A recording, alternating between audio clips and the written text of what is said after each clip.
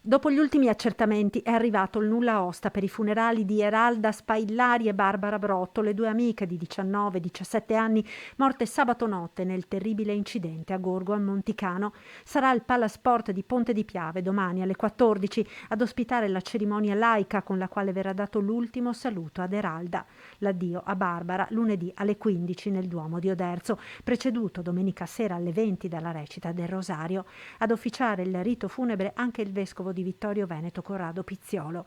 Restano intanto ricoverati in gravi condizioni negli ospedali di Treviso e di Mestre i due giovani che erano nella BMW assieme alle ragazze. Il conducente, come l'amico diciottenne che era alla guida della Polo coinvolta nell'incidente, sono indagati con l'accusa di duplice omicidio stradale, un atto dovuto, ha detto nei giorni scorsi il procuratore Martani, a garanzia dei due conducenti in attesa che la perizia chiarisca cosa è successo sabato notte.